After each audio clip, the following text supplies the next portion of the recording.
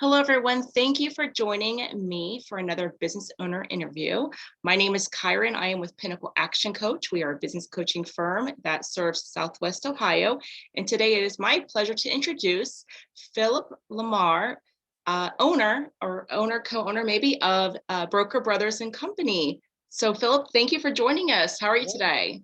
Hi, Kyron. Thanks again. I'm doing great. Just trying to survive the snowstorm we have, in the greater Cincinnati area, but Yes. I can't complain. Doing well. I appreciate you taking time to invite me out. Absolutely. Well, that snow's going to be gone soon. I'm confident. Hey, I hope so too. I'm right there with you. Yes, yes. So, Philip, tell us about your business. Yeah, so Broker Brothers and Co. is an independent insurance agency that serves the greater tri-state area, that being, Ohio, Kentucky, Indiana.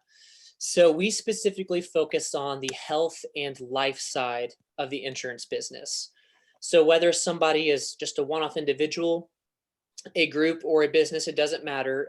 If someone needs help with health, life, dental, vision, disability, annuities, Medicare, if it's any of those lines of business, that's our specialty. And we like to say that we are a great fit for the smaller market business. So anywhere from groups that have 99 employees lower, it's kind of our sweet spot. We feel that those size groups get underserved and they don't get Mhm. properly taken care of. And so we work with a lot of smaller businesses and then one-off individuals and help them get the best insurance for the lowest cost. That's great, great. I mean, I can speak from personal experience and having to look for insurance as an individual, and it's really not the easiest thing. And you have to be super Oh, careful about where you go put your information online because you'll get called back to back to back to back to yeah, back. your info will definitely get sold for sure, and you'll get. I mean, no joke. You'll probably get a couple dozen calls a day for Oh this. yeah, yep, yep, yep. And yeah, it can be rather annoying. So you Can't. talked a little bit about your ideal customer, right? So you're a broker and you really focus on the 99 and less, lots of smaller businesses and individuals. Thinking about that target, is there a specific sweet spot that you see in your business? Excellent question. So I would say, our ideal customer is going to be like you said, like a business that's going to be 99 employees or less. Specifically, businesses that have previously worked with maybe a bigger operation, like a bigger broker. A lot of times, what happens is bigger operations, bigger brokerages. Um, their main goal is going to be 250, maybe even 500 or larger life cases. And so Hmm. when you find a case that's, I would probably say, almost, unfortunately, 9 out of 10 times, a group that has 99 employees or less, they're an ideal client because they're probably paying way too much in premiums. Hmm. They do not have the best benefits. And there's actually, believe it or not, there's a ton of options where the employer, if things go according to plan, can get a significant amount of their premiums they pay in annually back Oh to wow. the fund. And so hopefully that kind of answers your question about our ideal client when it Hmm. comes to the group space is going to be pretty much any group that has 99 employees or less. It's almost like clockwork. We know, as soon as we look at the summary of benefits, we know exactly, okay, this has happened, this has happened, you could Hmm. be saving money here, you could be doing this. And then for the individual kind of market, our ideal client is, I really like to say anybody, but I would say the folks that we help the most are going to Hmm. be 1099 or contractors. Okay, So, that's great. real estate agents is a Hmm. huge one. Real estate agents, home inspectors, um, plumbers, electricians, anyone that might just be a sole prop, a one-off Hmm. business owner. They run the show themselves. We find that they definitely most of the time don't realize the robust benefits that are available to them, and so outside of the marketplace of healthcare.gov. So I would say in the individual space, Hmm. your 1099 contractors are definitely the clients that we help the most. I have someone I want to introduce you to, so don't let me forget to do that. Okay, great. Yeah, would love Awesome. to. So, knowing of, COVID and how it's impacted, people's livelihood, their jobs, even small businesses. people being out of work, how has that affected your business? So it's been really interesting, to be honest. I would say that we're blessed and fortunate enough to where we didn't have to close up shop. Mhm. It definitely was like anybody else. We had our fair share of struggles and things we had to problem solve and figure out. But I would say the biggest way that it affected us is properly helping our group clients Mm, transition from their employer to a private policy, because okay. obviously we all know COVID unfortunately knocked a lot of people out of their work. Hmm. It was awful, it's horrible. And so we do group business. And so a lot of the employees that we worked with our groups, they lost their jobs or they were temporarily laid off. Well, got to have insurance, right? You Yeah. can't just, if you lose your group benefits, you got to do something. And so we spent a lot of time helping people transition from their employer benefits over to private options. And so is a lot of back end work, a lot of a lot of paperwork, a Oh, lot I of bet. Yeah. calling insurance companies and canceling here and enrolling in here. And so to say all that, it definitely it was definitely difficult because we had to kind of put everything we were doing on hold, kind Hmm. of stop the train from moving and just solely focus on making sure we take care of our current client base. Essentially, for several months, we just didn't even really sell to new clients. We just fully focused all of our attention on uh, our book of business and made sure Hmm. that we put them first, made sure that we transitioned them into some good benefits until they could find Hmm. work again. Yeah, that's great. And because I've been in that situation myself, and Cobra, I mean, it's kind of a joke. It's Oh, I know, it's like an arm and a leg. It's I like know. Cobra is definitely, yeah, I don't like Cobra. I don't know that Yes, I do wonder if anyone ever has signed on with Cobra. Just good for you if you outside can do of an that. emergency, I don't know why anyone would. There's a lot of better options than Cobra. I mean, Hmm. there's Oh there's yeah. plenty of options, and a lot of people don't realize when if you lose your job, it's a qualifying event. Hmm. So you're by law, you're allowed to enroll in a private plan or a plan through healthcare.gov. Yep. And a lot of people would be surprised on the subsidies that they'll qualify for. So yeah, Cobra is thumbs down. We don't like Cobra here, Yes. but I appreciate it. There's a time and Yeah. place for it. But Yep. if you have to get on Cobra, don't do it. Yeah, I agree. I agree. So you mentioned that you guys had this shift in the shift in your business, right? So what I heard is you focused on maybe more on retention, right? You had these current customers that were the group, and now you had to restructure kind of your business to accommodate for a lot more individual plans. Kind of stop the brakes on acquiring new folks. You know, um, is there anything else that dramatically changed the way that you do business as far as even how you project looking outward? Hmm. Honestly, to tell you the truth, no. Nothing else really changed. Just our one and only focus. We sat down when all the lockdowns started happening and people were losing their job. My two business partners, who happen to be my father and my brother, Mm-hmm. we're a family owned business. We have 11 agents that partner with our agency, but we sat down and we all agreed our number one goal, that we're going to do, is make sure we just focus on our current clients. That's all we want to focus on. Mm-hmm. They've been loyal to us, so we want to ensure our loyalty to them. And so that was really the one thing that affected us, and it was a big thing because Yep. we didn't work on finding new clients. We just Mm-hmm. solely focused on our current clients, if you will. And so Yeah. that was the one thing. Thankfully, we didn't have any other, you know, um, places that we got hit. So that Mm-hmm. was really just the one thing, just that primarily. Awesome. So I can imagine that no, once you've got, and maybe you've got that all situated now, but there's going to be a time where you guys are going to start aggressively looking for those new clients, so now you've got all these other folks that you've just gotten enrolled into private plans and then going back to finding new business. How are you gearing up for that surge, right? Because a surge will come. People will go back to work. People will, and companies will grow again. New companies will start up. It's going to happen. And times like this actually inspire things like that. Yeah. So I would say, we actually have began that already. I wouldn't even say there's like a planning process. We Mhm, actually already have done that. And so as soon as things started to kind of lighten up, things started to open up. A lot of our clients actually got their jobs back. Thankfully, they mhm, got rehired at their previous employer, and those that didn't, they found new jobs. There was actually a pretty decent, at least from the way that we saw things in our marketplace. For a while, there's actually quite a few. Um, I mean, tons of businesses that were opening up. I mean, there are jobs everywhere. mhm, Thankfully, after things started to kind of go back down, it seems like they're kind of going back up again.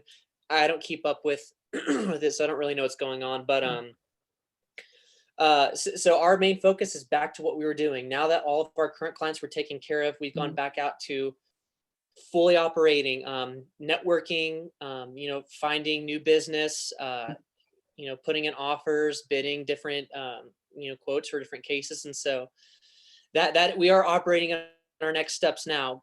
Back in say December, we came up with our game plan of how we're going to mhm, go ahead and go full speed back into what we were doing. And so how we've always done business is we rely on our relationships that we have.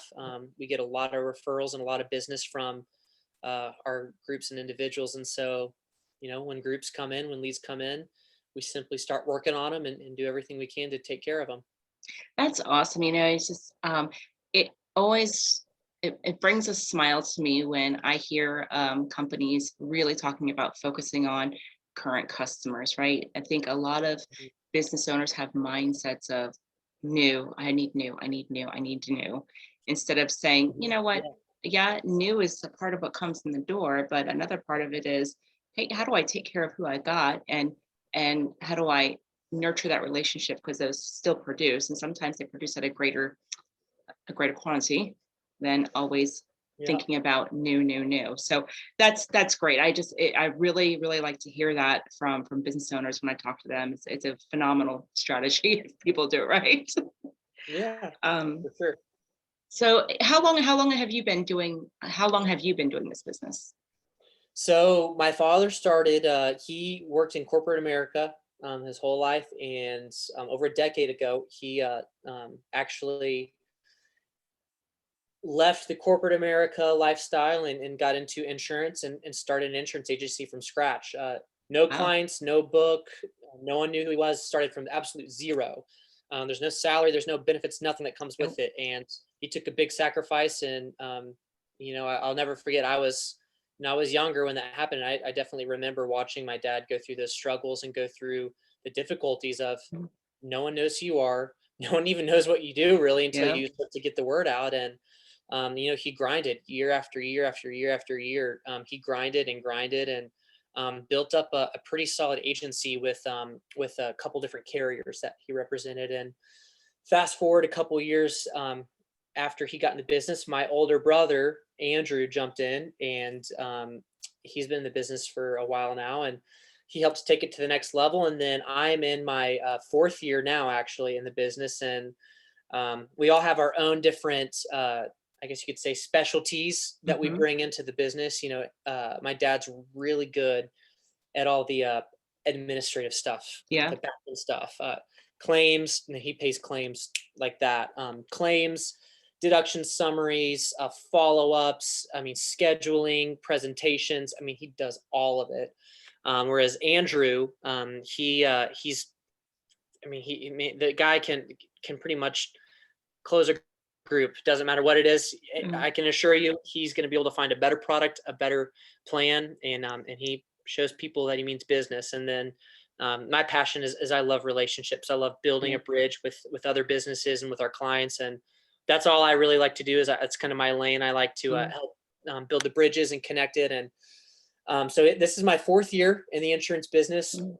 Love it. I'm very passionate about it, and so yeah. Oh, it's great. It sounds like you guys have a good team. Not only are you family, but a good team, and everyone's doing something that works very synergistically with each other, right? It's Exactly. perfect. It's perfect. So what's been the biggest thing you've learned as a business owner? Oh man, that's a great question. There's probably a couple things.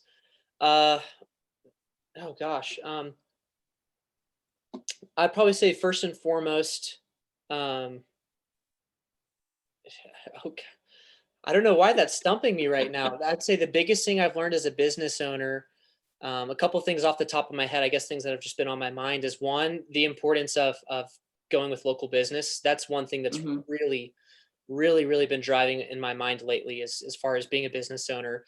That's actually been my goal this first quarter is to do everything I can to promote some of my friends, some local businesses mhm, that I've built relationships with. Really encourage people to go to them. You know, I have some friends that own some, gyms. I have friends mhm, that own nutritional restaurants. I have people that mhm, own other businesses, real estate businesses, and so that's been a big thing that's been weighing on me is doing everything I can to help support other local businesses. mhm, And so I would say that's a big thing I've learned is the importance of staying local, find a local shop, support local. Um, and then I was this is a principle I live by every day. The slide edge principle. I would actually probably say this is one of the most significant things I've learned as a business owner.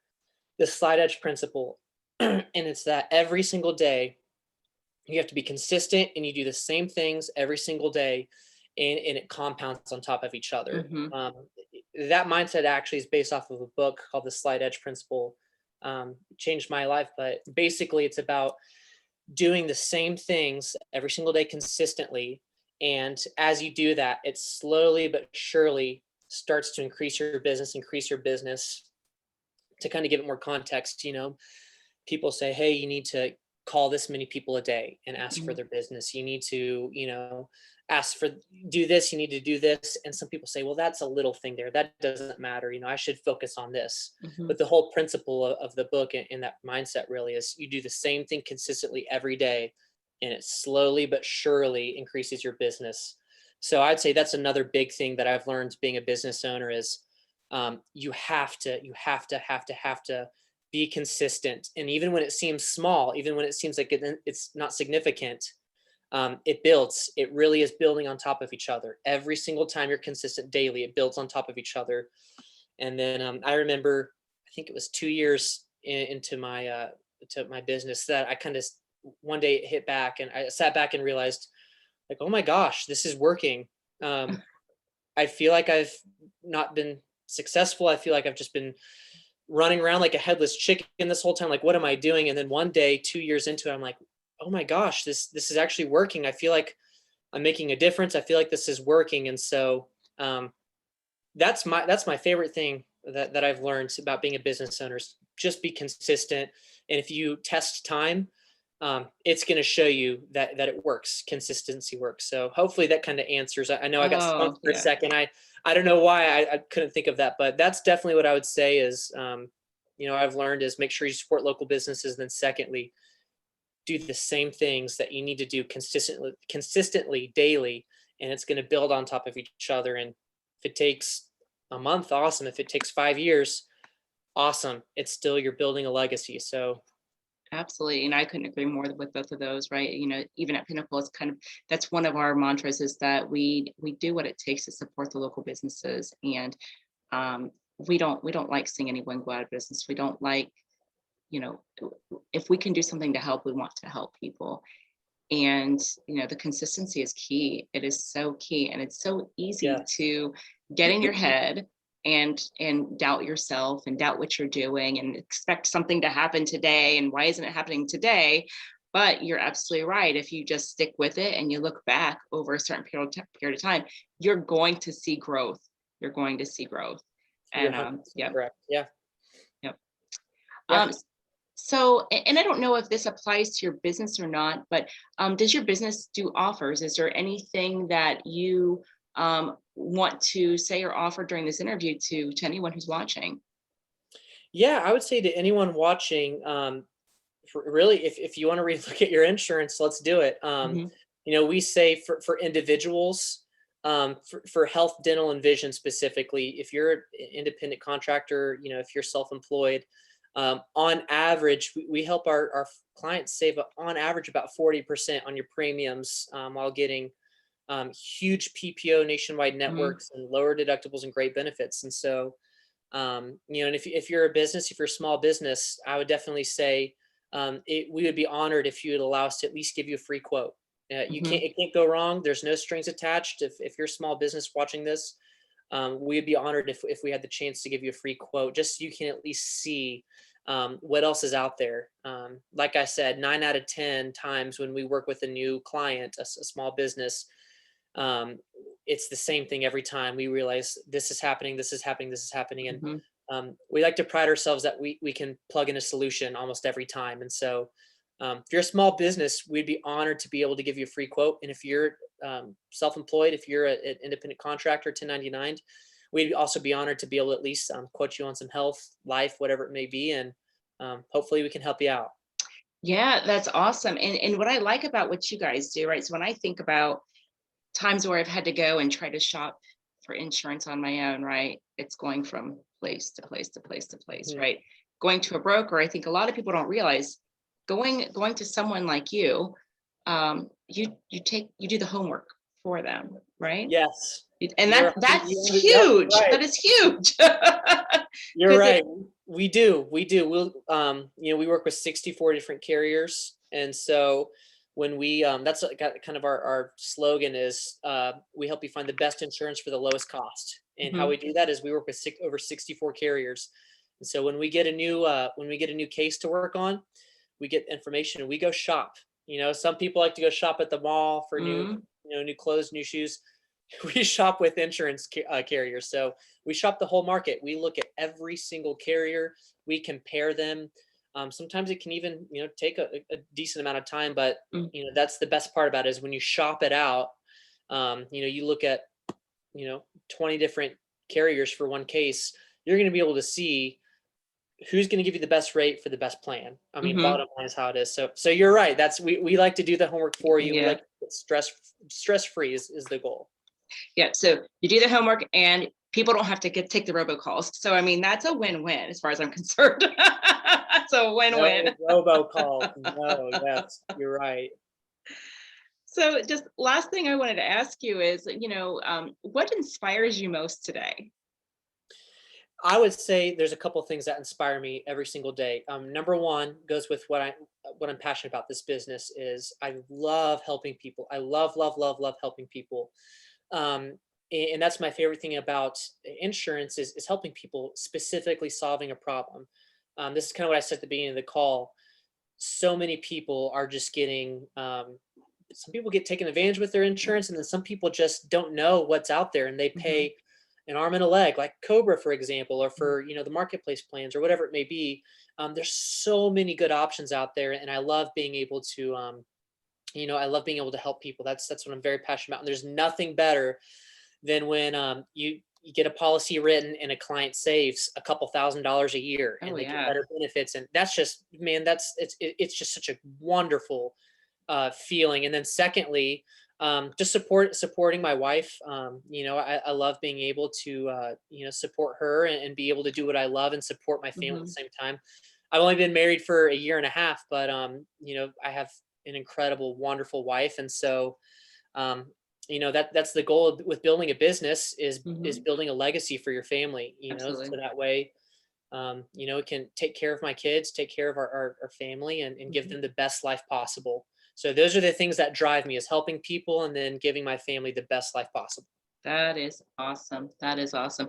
And it's we didn't talk about it, but I just think it's probably worth mentioning is that how often do you find people don't really know how health insurance works or they don't understand what's available or I would say I've been one of those people, I've signed up for a new job and I'm asked to pick something and I don't even know what I'm picking.